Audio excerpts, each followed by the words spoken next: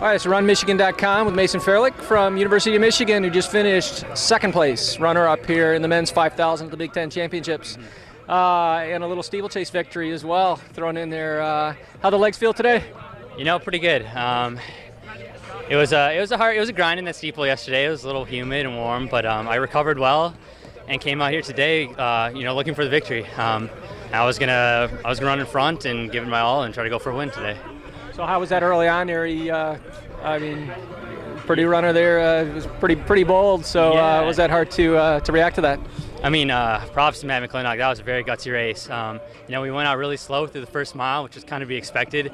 I think almost all the top guys were doubling back from either the 10 or the steeple or 15. So we didn't expect it to be really a fast one from the gun. And after the mile, Matt took off, and we all kind of looked at each other. I looked at my coach, and it was kind of just like, well, what do we do right now? And he just kept on extending that lead, and it was like, all right, just settle. I know I expected the pack to kind of at some point be like, all right, he's too far ahead, let's go get him. And it really didn't happen. And a mile to go, I was like, shoot, he has almost 75 meters on us. What do we just do here now?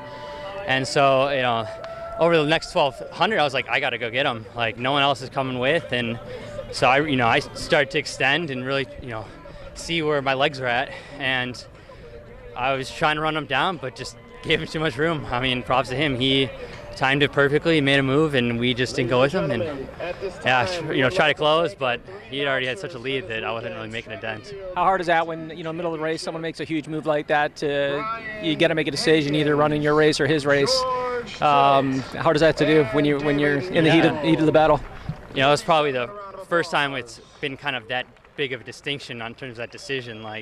He made the move so suddenly, it was either we have to go now or wait. And I looked at my coach, and it was we were still at 8 laps to go, so it was all right, we'll just sit here for a sec. And he started to grind, and we just didn't get him. So next time, obviously not to let him get that much room. And I'm sure next time he's well, I gotta do that again. It works. He was saying, he's I don't have the wheels like some of you guys, and so that was perfect strategy for him. And And your steeple last night, talk us through the final of that and how everything went for you there. That was a great win. That was really exciting. That was kind of third time's the charm. The first 2 years I had fallen during the race or clipped a barrier, fell in the last water pit. So I just wanted to come out here and run my race, just run it clean. I knew the finish was there, and I just put the hammer down and just extended away from the field, and worked out perfectly. So I'm happy. A great couple days for you. Congrats on both the victories. Thank you so much. Great job.